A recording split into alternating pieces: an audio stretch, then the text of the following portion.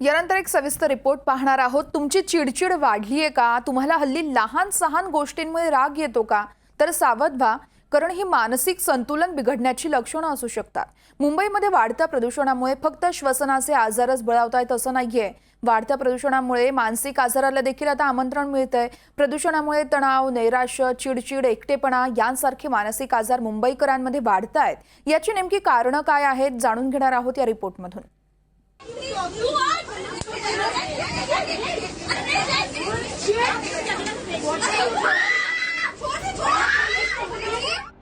मुंबईत रस्त्यांवरची भांडणं किंवा लोकल मधले राडे आता रोजचेच झालेत। पण या भांडणाचं मूळ कारण हे मुंबईचं प्रदूषण आहे असं म्हटलं तर तुम्हाला पटेल का? होय, पण हे खरं आहे। कुटुंबाच्या जबाबदाऱ्या, नोकरीचा ताण ही कारणं तर कारणीभूत आहेतच, मात्र मुंबईतल्या वाढत्या प्रदूषणामुळेही मुंबईकरांचं मानसिक संतुलन बिघडत चाललंय। मानसिक आरोग्याशी संबंधित एका संशोधनातून ही माहिती समोर आली आहे। प्रदूषणामुळे मानसिक संतुलन बिघडतंय। मानसिक आजाराच्या कारणांमध्ये प्रदूषण हे एक महत्त्वाचं कारण आहे। मानसिक संतुलन बिघडण्यामागील कारणांमध्ये 10% प्रदूषणाचा वाटा आहे। प्रदूषणामुळे होणाऱ्या परिणामांबाबत संशोधनातून 73% तथ्य आढळलंय। आधीच मानसिक आजाराने त्रस्त 60% रुग्णांचा त्रास प्रदूषणामुळे अधिक वाढलाय। एक केस अशी होती की इथे एक बरेच दिवस ट्रीटमेंटला येणाऱ्या आजीबाईंना बाजूला कन्स्ट्रक्शनचं काहीतरी काम चालू झालं मेट्रोचं, तर त्याच्या आवाजामुळे त्यांची सारखी झोप मग जायची, रात्रीच्या वेळी ती कामं असायची, तर त्याच्यामुळे त्यांचं जे डिप्रेशनचे लक्षणांसाठी उदास वाटणं, निराश वाटणं, चिडचिड होणं त्याच्यात वाढ झाली। त्याच्यामुळे त्यांना जेव्हा जेव्हा ते गावी नेऊन ठेवायचे त्या गोळ्यांवरच पण मात्र व्यवस्थित करायच्या। तर कुठे ना कुठे प्रदूषणाचा हा परिणाम 10% जनतेत तरी असा स्टडीजमध्ये आढळून आला आहे की कुठेतरी त्यांना 10% जनतेला तरी तो अफेक्ट करतोय। 90% कॉज जर तुमचं काही पर्सनल कॉन्फ्लिक्ट्स असतील किंवा बायोलॉजिकल इलनेस असेल, तर 10% 10% जवळपास प्रदूषक जी आहेत त्याच्यामुळे मानसिक आरोग्यावरती परिणाम होतो ते सांगता येईल। डोंबिवली परिसरात राहणाऱ्या या तरुणाला कुठलंही टेन्शन नाहीये, कौटुंबिक जबाबदारीचा कुठलाही ताण नाहीये, तरीही या तरुणाला नैराश्याने ग्रासलं आहे। पण असं का घडतंय हे जाणून घेण्याचा प्रयत्न केला तेव्हा अनेक गंभीर कारणं समोर आली आहेत। गेल्या 2-3 महिन्यापासून मला खूप डिप्रेशन आणि फ्रस्ट्रेशन येत होतं।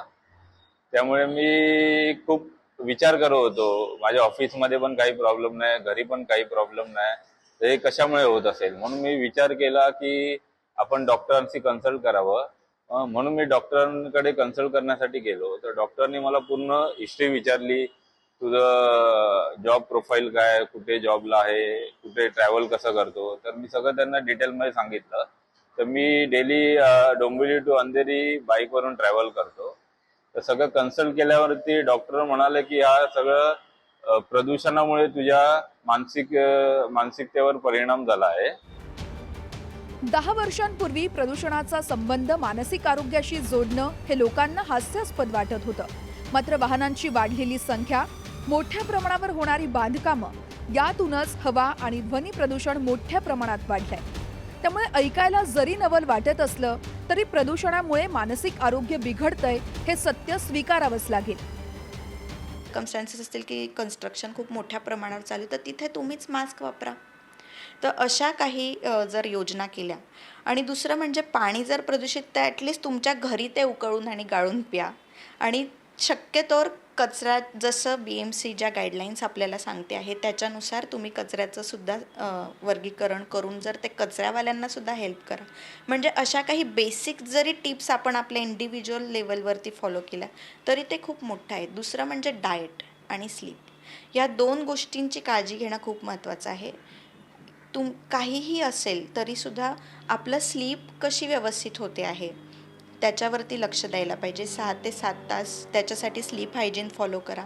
4 ते 5 वाजेच्या नंतर काही उत्तेजक द्रव्य वगैरे पिणं किंवा मोबाईलमध्ये एकसारखं बघणं ते टाळा। म्हणजे बाकीचं जे ॲड ऑन तुम्ही जे करताय याच्यात आहे तर भरपूर गोष्टी आहेत ज्या आपल्या कंट्रोलमध्ये नाहीत, पण काही कंट्रोलमध्ये आहेत तेवढ्या तरी करा। खरं तर शहरीकरण आणि औद्योगिकरणामुळे वाढतं प्रदूषण रोखणं हे आपल्या हातात नाहीये.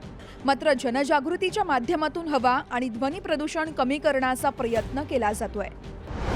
हवेच्या प्रदूषणाची परिस्थिती पाहूया. 2023 साली AQI 109 होता. 2024 साली AQI 100 वर आला. या वर्षभरात प्रदूषणामध्ये 9% घट झाली आहे.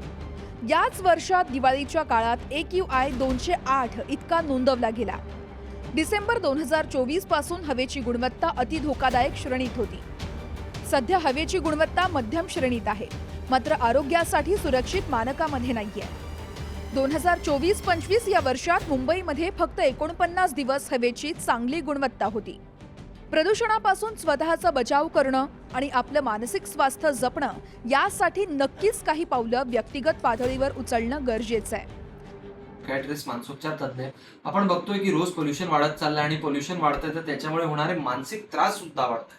सगळ्यात अगोदर ध्वनी प्रदूषण म्हणजे जे नॉईज पोल्युशन आहे याच्यामुळे हे घडतंय की लोकांचं इरिटेबिलिटी खूप वाढतंय, त्यांची चिडचिड खूप वाढते.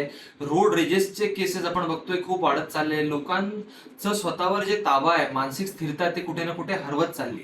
याचं सगळ्यात महत्वाचं कारण हे असतं की आपल्या मेंदूचे 2 भाग असतात. समोरचा भाग असतो विवेकी मेंदूचा भाग, जो आपल्याला शांत ठेवतो, जो आपल्याला सांगतो की कुठल्याही परिस्थितीमध्ये योग्य कसं आपल्याला वागायचं आहे. आणि दुसरा एक भाग असतो त्याला मी म्हणतो ब्रेनचा अलार्म सिस्टीम.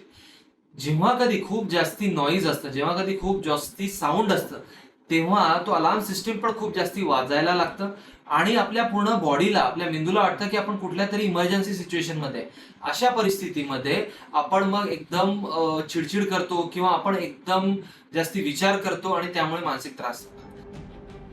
अगदी लहान मुलांपासून प्रौढांपर्यंत प्रत्येक वयोगटातील व्यक्तींमध्ये मानसिक आजाराची लक्षणं आढळत आहेत. आपण ज्या वातावरणात वावरतोय तिथे आपल्या भावना व्यक्त करणं किंवा मानसिक ताण कमी करण्यासाठी तज्ज्ञांशी संवाद साधणं सर्वांनाच सोयीचं वाटत नाही. बऱ्याचदा अशा प्रकरणांमध्ये रुग्णांच्या मनात असुरक्षिततेची भावना बळावते आणि या साचत राहिलेल्या भावनांचा भडका एकदाच उडतो. मनशांतीसाठी माणसं निसर्गाच्या सानिध्यात जातात, मात्र प्रत्येकालाच हे शक्य होत नाही.